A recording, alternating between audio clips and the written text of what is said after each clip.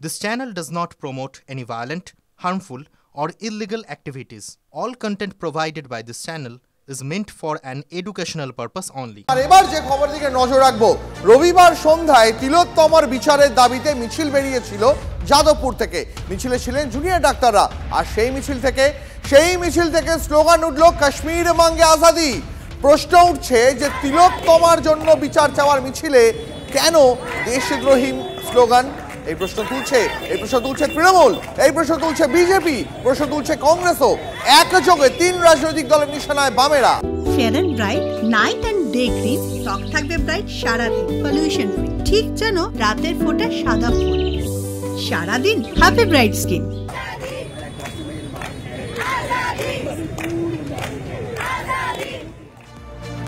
দেখুন, social media ভিডিওটা viral হয়েছে, আর তারপর থেকে আমরা দেখলাম একেবারে তাৎক্ষণিক প্রতিক্রিয়া সোশ্যাল মিডিয়া দিতে শুরু করলেন একের পর এক রাজনৈতিক ব্যক্তিত্ব। স্লোগান বিতর্কে এক সুরে এখানে তৃণমূল আর বিজেপি।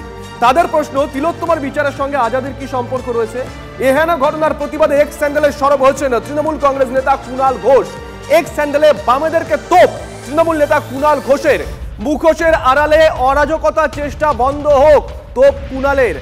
আসল ঘটনা থেকে দৃষ্টি ঘোরাতে এই কাজ করা হচ্ছে, দাবি গেরুয়া শিবিরের। কোন পথে যাচ্ছে আন্দোলন, প্রশ্ন তুলছেন কংগ্রেসের কেউ। আমি আগেই বলেছি যে এই আন্দোলনটাকে হাইজ্যাক করার চেষ্টা কিছু অতি বামেরা করছে। তো সেই উদ্দেশ্য একটাই, তারা মমতা বন্দ্যোপাধ্যায়ের অঙ্গুলি হেনলেই করছে। তারা জানে যে এই স্লোগানগুলো উঠলে পরে সাধারণ মানুষ পিছিয়ে আসবে, কারণ সাধারণ মানুষ কাশ্মীরের আজাদি চায় না। সাধারণ মানুষ ভারতবর্ষকে নিয়ে খুশি আছে।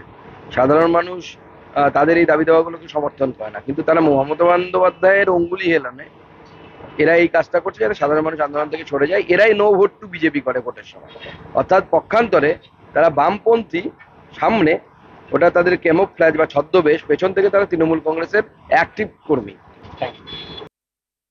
নৈরাজ্যের আন্দোলনকে, এই অসভ্যতামীর আন্দোলনকে, এই বিচ্ছিন্নতাবাদীর আন্দোলনকে, এই গণতন্ত্রের বিরুদ্ধের আন্দোলনকে আজকে নৈতিক এবং আইনি সমর্থন জানাবার কথা বলেছেন বা এখনো বলছেন, তাদেরকে চোখে আঙুল দিয়ে সবাই দেখাতে চাই যে আপনারা কে এবং কি উদ্দেশ্যে আপনারা আজকে তৃণমূলের সরকার এবং তৃণমূলের প্রশাসনকে বারবার বিষোদ্গার করছে। আজাদি স্লোগানটা যখন বিশ্ববিদ্যালয়গুলোতে ব্যবহৃত হতো বা গোটা দেশ জুড়ে যখন ব্যবহৃত হতো, তখন তো যারা আন্দোলনের সাথে থাকতো, যারা এই স্লোগান দিত, তারা মূলত বেকারত্বের থেকে আজাদি, মূল্যবৃদ্ধির থেকে আজাদি, তারা ধর্ষণের থেকে আজাদি, তারা পুরুষতন্ত্রের থেকে আজাদি, এইসব কথা বেশি বলতো।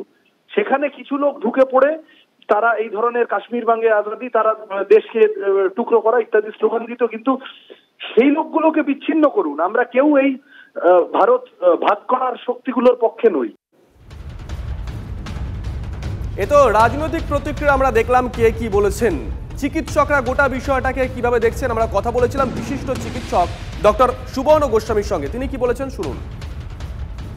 যেগুলো তার নিজের যা স্লোগান যার তারা দিচ্ছে, সেই নিয়ে আমাদের বলার তো কিছু থাকে না। এই ধরনের নানা রকম জিনিস তুলে এনে তারা আপত্তি জানানোর বিষয়ে থাকবেন, করবেন। তারা আন্দোলনকে কালিমা লিপ্ত করার চেষ্টা করবেন। তারা আসলে খুঁত খুঁজে বেড়াচ্ছেন।